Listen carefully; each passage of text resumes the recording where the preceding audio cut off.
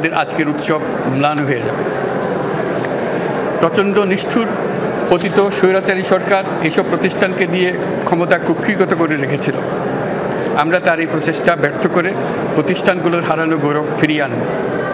এই ঘৃণ্য চেষ্টায় ব্যবহৃত হয়ে যারা অপরাধ সংগঠিত করেছে তাদেরকে আইনানুগ বিচারের মাধ্যমে শীঘ্রই উপযুক্ত শাস্তি দেওয়া হবে।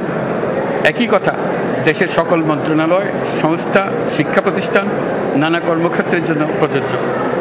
সর্বত্র অপরাধীর বিচার হবে।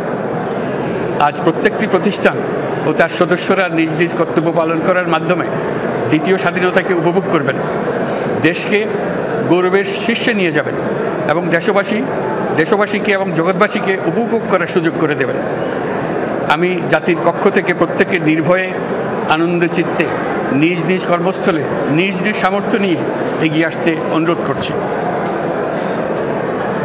দেশের সকল মানুষকে আজ স্বাধীন, নির্ভয়, নিরুদ্বেগ থাকার জন্য নিশ্চয়তা দেওয়ার জন্য আমাদের ছাত্র শহীদরা প্রাণ দিয়েছেন। এই অভ্যুত্থানের মাধ্যমে সৃষ্ট সরকার দেশের প্রত্যেকের সরকার। এখানে থাকবে সকলের আকাঙ্ক্ষা পূরণের অধিকার। অরাজকতার বিষবাষ্প এখন যেই ছড়াবে, বিজয়ী ছাত্র জনতা সহ মুক্ত মানুষের আইনশৃঙ্খলা বাহিনীর পূর্ণ শক্তি তাকে ব্যর্থ করে দেবে।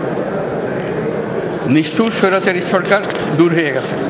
কাল সূর্য উদয়ের সঙ্গে সঙ্গে গণতন্ত্রের, সুবিচারের, মানবাধিকারের, নির্ভয়ে মত প্রকাশের পূর্ণ স্বাধীনতার জন্য সকলের স্বাচ্ছন্দ্যে জীবন ধারণের সুযোগ প্রদানের সচেষ্ট সরকারের ঘনিষ্ঠ সান্নিধ্য ও সহমর্মী পরশ দলমত নির্বিশেষে সবাই উপভোগ করবেন।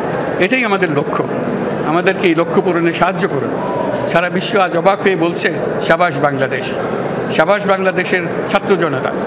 আমরা এই অর্জনটাকে আর অনেক দূর নিয়ে যেতে চাই। আমাদের ছাত্র জনতার জন্য কিছুই অসম্ভব নয়। আমাদের তরুণরা অসম্ভবকে সম্ভব করতে পারে, তারা সেজন্য প্রতিজ্ঞাবদ্ধ।